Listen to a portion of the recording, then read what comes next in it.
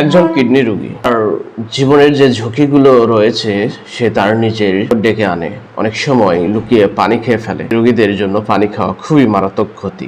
রোগীর লোকজন যারা আছে তাদেরও খেয়াল করতে হবে যে তার রোগীটা বেশি পরিমাণে পানি খেয়ে ফেলতেছে কিনা। এই পানি বেশি পরিমাণে খাওয়ার ফলে ফুসফুসে পানি জমে যাবে, বিভিন্ন ধরনের বর্জ্য পদার্থ জমে যাবে, হার্টের উপর প্রেসার পড়বে, হার্ট এক সময় কাজ করা বন্ধ করে দিবে যদি দ্রুত ডায়ালিসিসের ব্যবস্থা না করা যায়। চাই যারা কিডনি রোগী শুধু তাদের জন্য আপনাদের অবশ্যই একজন কিডনি রোগ বিশেষজ্ঞ ডাক্তারের সবসময় ফলোআপে থাকবেন এবং তার পরামর্শ নেবেন এবং খাবার দাবার মেনটেন করবেন। এই খাবার মেনটেন না হওয়ার ফলে আপনার শরীরে বিভিন্ন ধরনের সমস্যা দেখা দিতে পারে। বিশেষ করে পানি জাতীয় যে খাবারগুলো আছে, পানি যেমন বিভিন্ন ধরনের জুস, দুধ, চা, কফি ইত্যাদি, এই ধরনের জিনিসগুলো খুবই কম খাবেন, কারণ এই জিনিসগুলো খেলে ফুসফুসে জমে যাবে, হার্টের উপর প্রেসার পড়বে, হার্ট কাজ করা বন্ধ করে দিতে পারে। এত পরিমাণ শ্বাসকষ্ট হবে যা ডায়ালিসিস না করলে আপনার মৃত্যুর ঝুঁকি হয়ে যাবে। অবশ্যই আপনাদের এই বিষয়গুলো খেয়াল রাখবেন।